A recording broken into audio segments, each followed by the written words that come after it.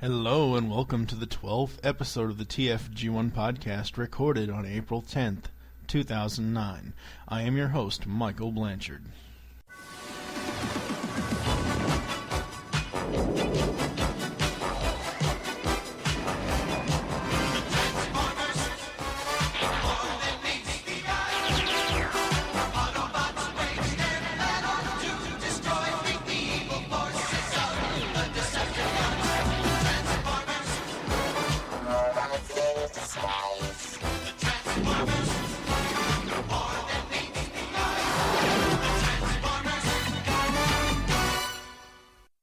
Hey there, folks. It's Michael Blanchard back with you again.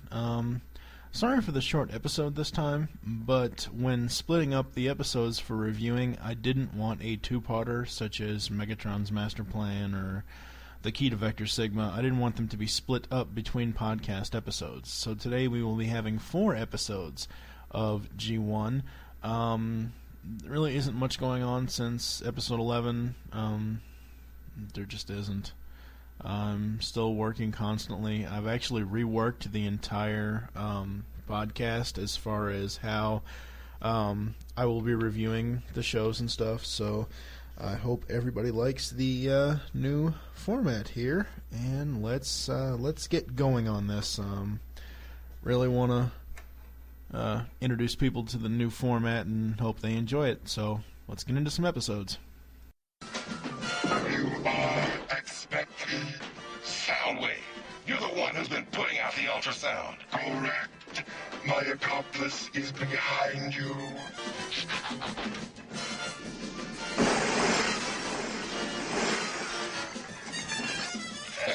I've been waiting a long time for this. You poor excuse for a sound system. All talk, no shock.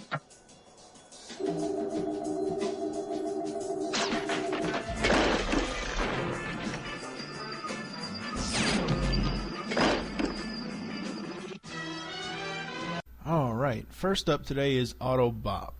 And what I'm going to be doing is, I have made bullet notes for the plot, and then I've made my thoughts afterwards, but I'm also going to be reading the little blurb. I think in my Twitter post I posted blurb. What the fuck is a blurb? I have no idea. But I'm going to be reading the little blurb out of the booklet that comes with each of the DVD sets. So, Autobop. Something sinister is happening at a hot new downtown club, Dancetron.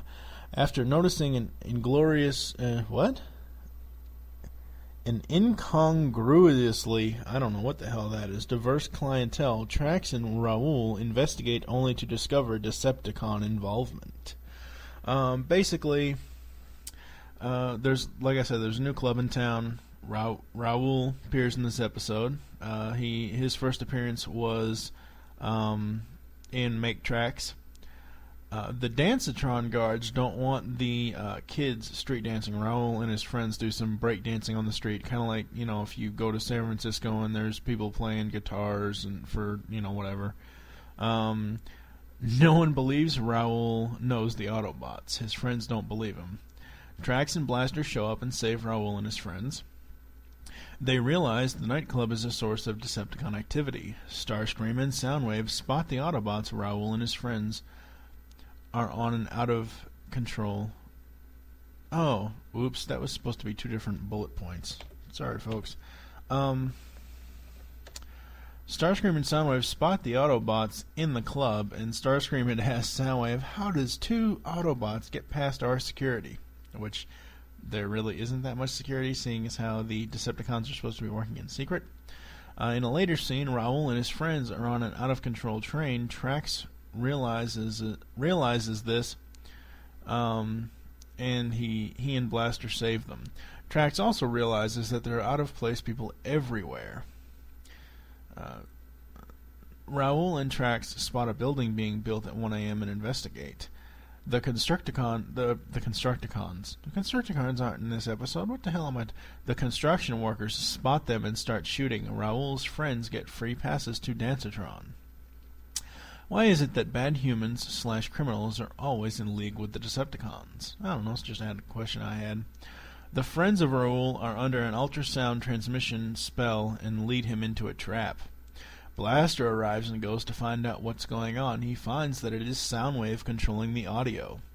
Raoul figures out that he needs to block his ears, as well as water cancels the hypnotic spell. Raoul's friends save Trax and they escape. Blaster vs. Soundwave Round 1. I will make mention of this in my thoughts here in a minute. Trax creates a thunderstorm to get all the people out from under the spell that are at the construction site. Blaster uses the woofers, the subwoofers, to defeat Soundwave. Trax outruns Starscream, and then Blaster destroys the building at the construction site, foiling the Decepticons' plans, whatever those might have been. I have really no idea what the hell Megatron was trying to do.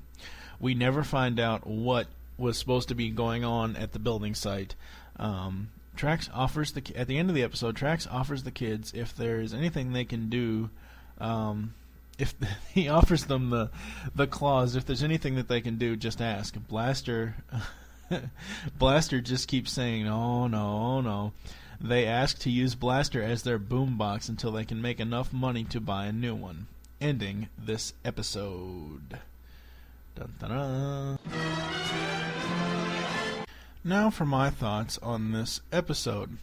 I believe that this is the only episode in the entirety of the G1 cartoon that we see a Soundwave versus Blaster fight, other than what happens in Headmasters over in Japan. But for the US release, I think that this is the only episode that they fight.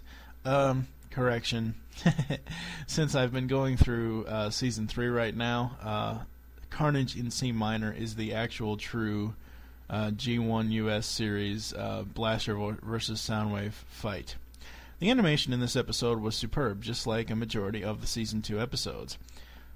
It's nice to see more Earth episodes and less space episodes. I have gone back and looked at the Blaster Soundwave fight, and there is a moment where Blaster's color scheme on his head is off model. Other than that, excellent and fun to watch episode.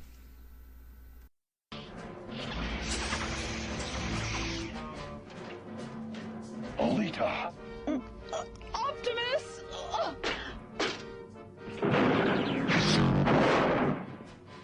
This should finish you off! Wait! I have a better idea. There must be some logical way out of here. Of course! The Energon cubes! We could use them to blast our way out of here! But they had to have been destroyed in the earthquake. I put them in here for safekeeping. All right, get going! Let's hope this works. Oh, we need more than hope. If Prime got past those guards, so can we. Review, Prime? How fitting that the Decepticons have finally captured Optimus Prime under my leadership.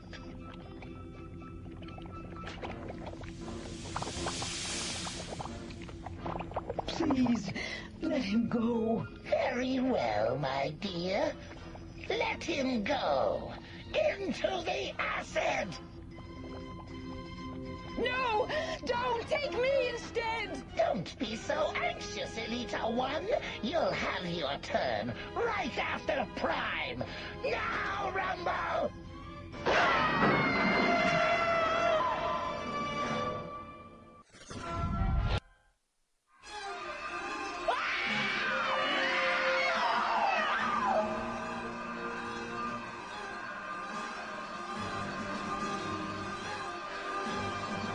Optimus.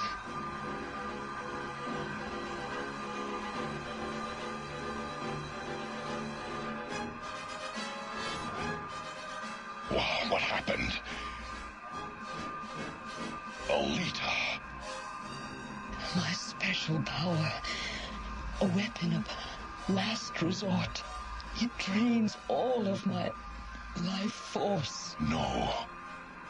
Take me to Alpha Trion. He is the only one who can save me. We shall find him. Hang on, Alita. We'll find Alpha Trion soon. I don't know how much longer I can last. Fading fast. Hang on, Alita. Just a little longer. Alpha Trion's base.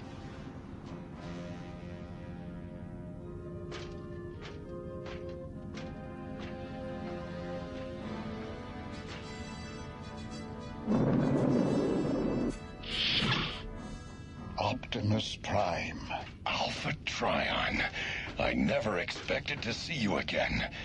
Elita 1. Her life force is almost drained. She used her special power. I warned her not to. She did it to save me.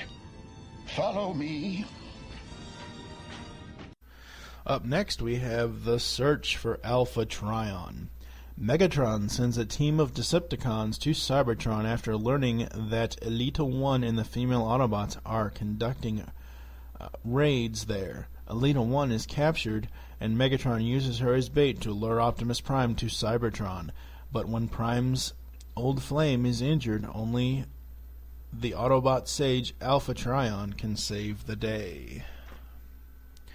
Alrighty, we start this one off with a rarity.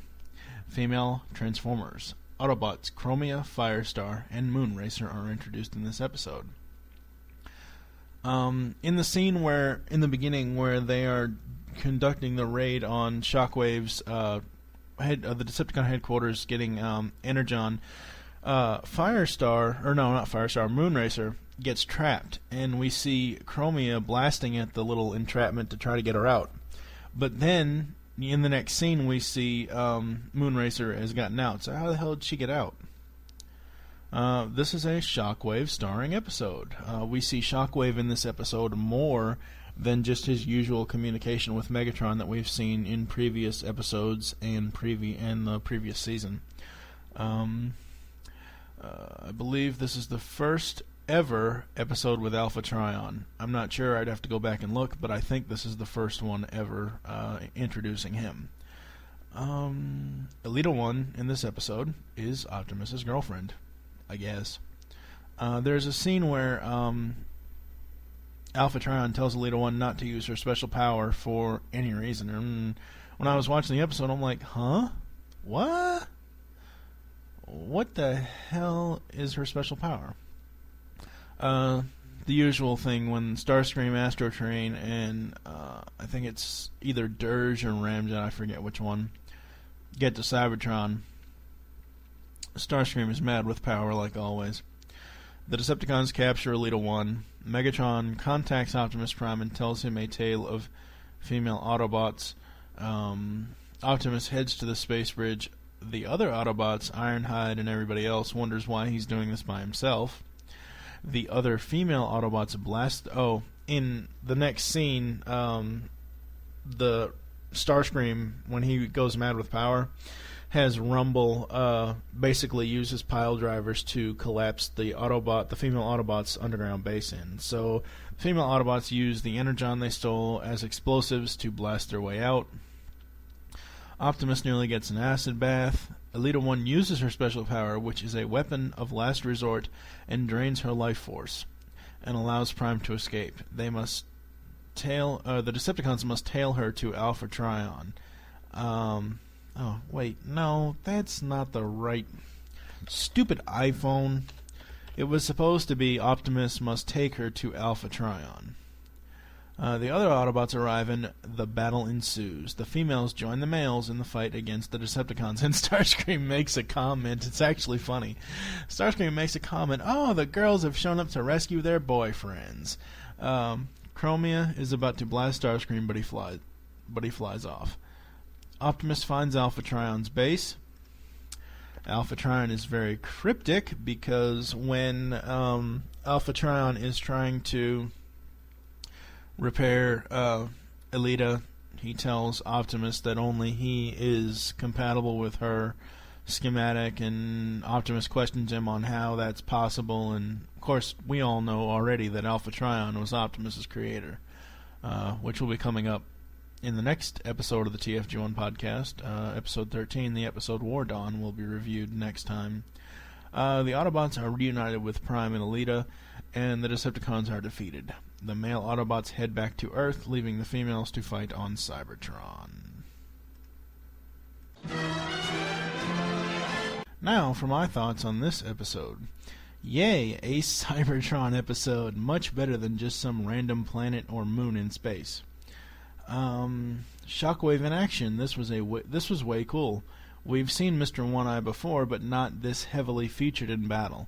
As I said before in the synopsis bullet points, it is just a great episode, especially with, the first premiere of the female Autobots and Alpha Trion. I believe this is the only episode that we see the female Autobots, those three, Chromia, Firestar, and Moonracer. And like I said before, Alpha Trion is very cryptic. Yeah, so... Oh, I let that little brat down once, and I'm not going to give up till I find her.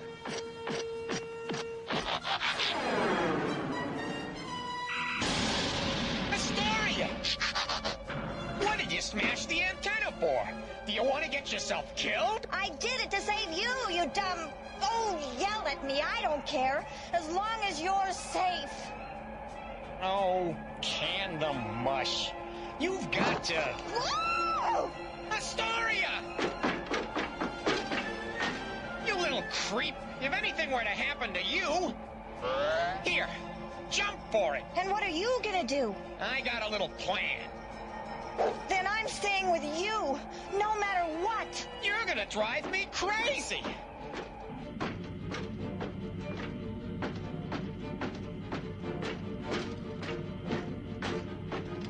Get that panel open.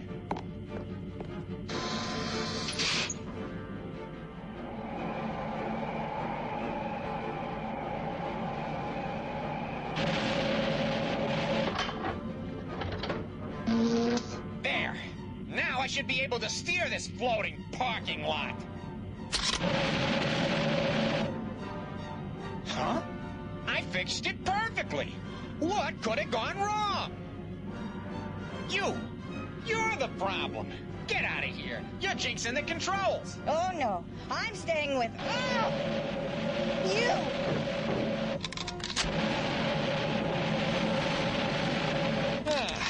Much better. Now to program a new course. I ought to sock you one. Hey, we're like still heading downward. But of course. Get in.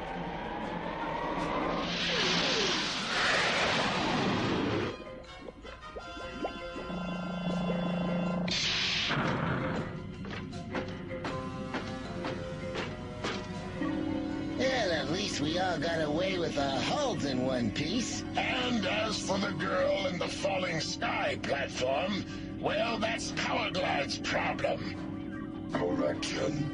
Problem is ours. Energize the force fields! What force fields?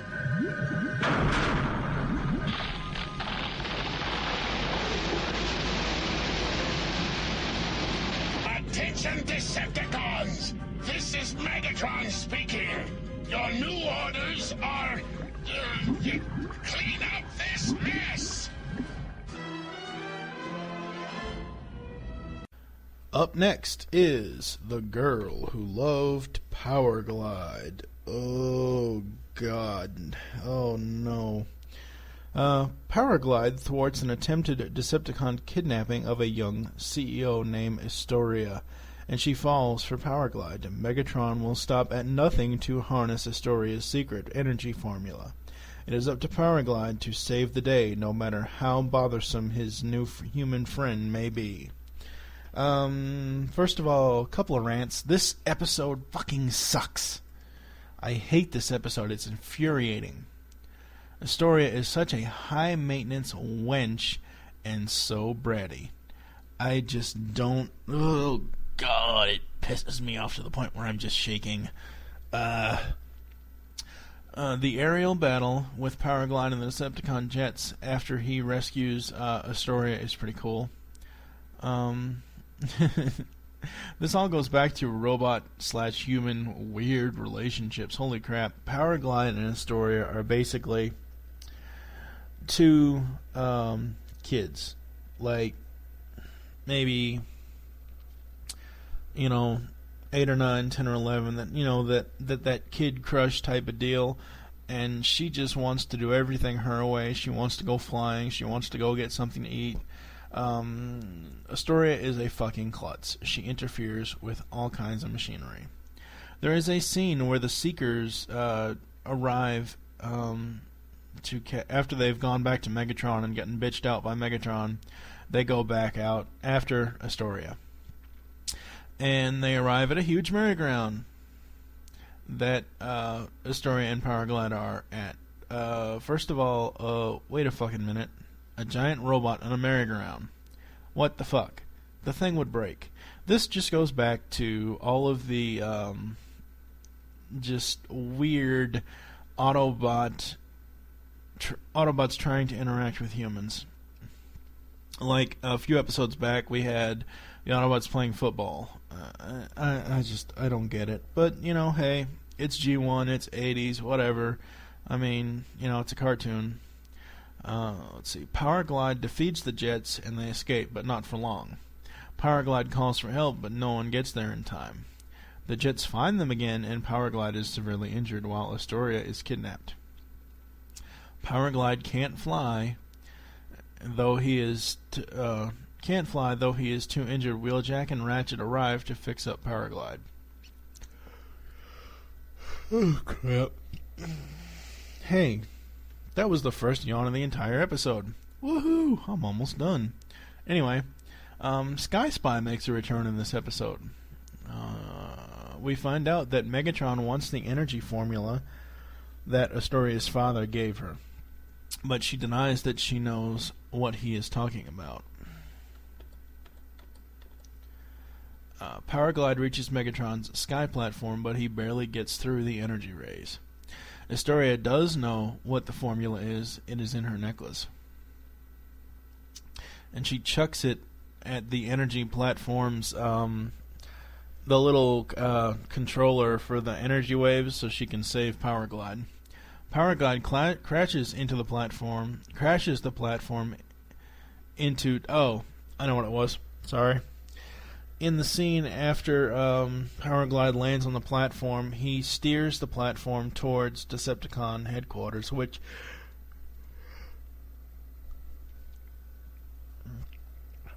for, I don't know, some odd reason he knows where it is or whatever, which is kind of funny. The platform crashes into the underwater basin. Megatron tells them to get this place cleaned up. The episode ends with Powerglide showing... Oh, at the very end of the episode,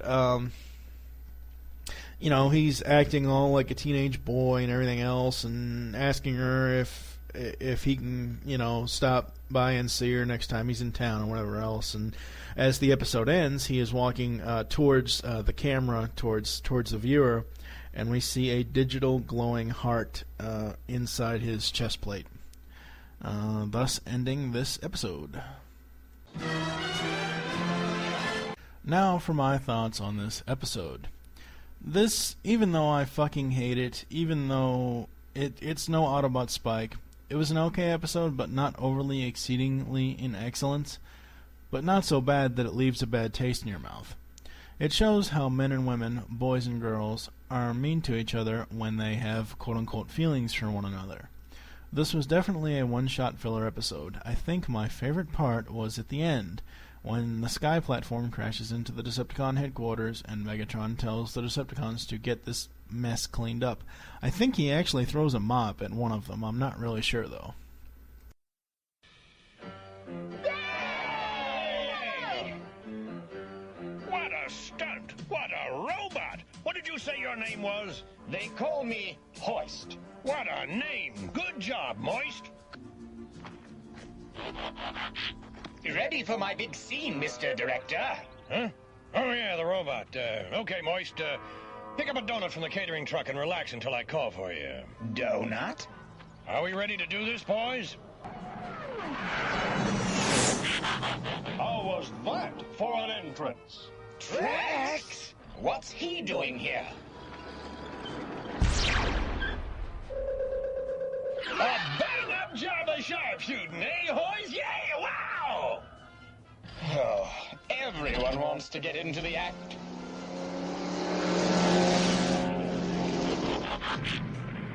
The star has arrived!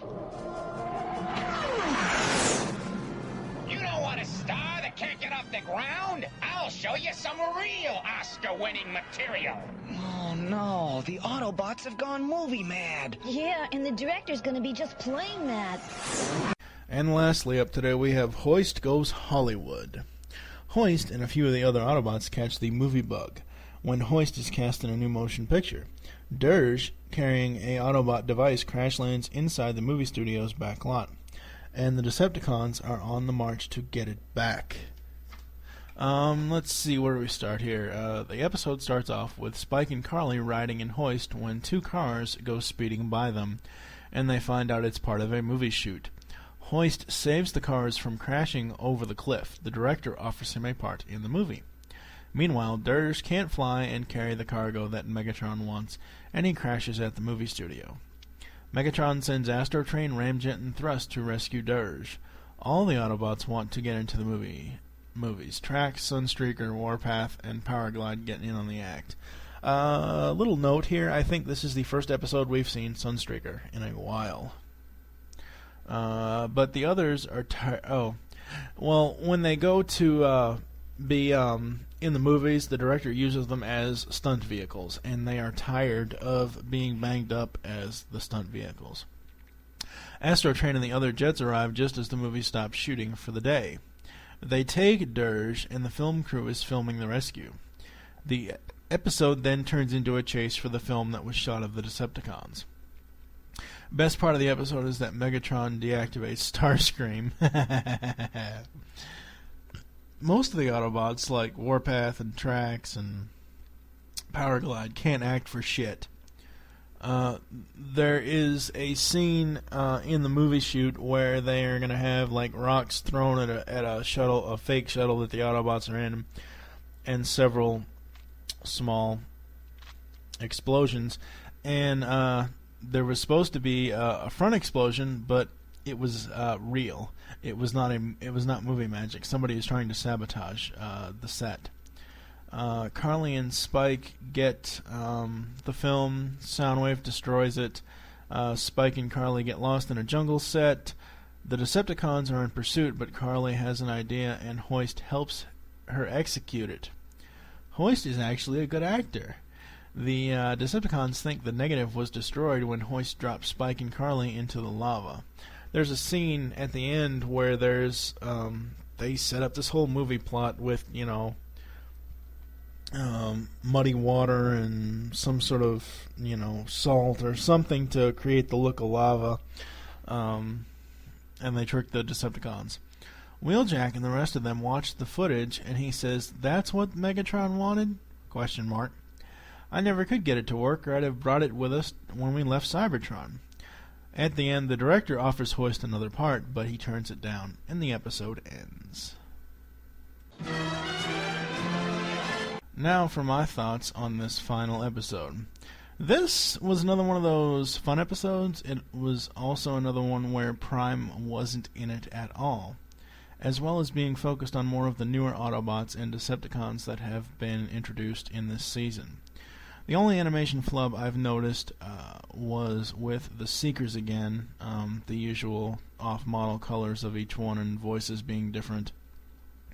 This time it was a Ramjet being shown as Thrust's colors, that's what it was. This is pretty much a cut-and-dry episode. I really don't have much to say about it. The Transformers will return after these messages. Hey guys, what's going on? This is Mike the Birdman Dodd from This Week in Geek, and I love friggin' Transformers, so I fully endorse the TFG1 podcast.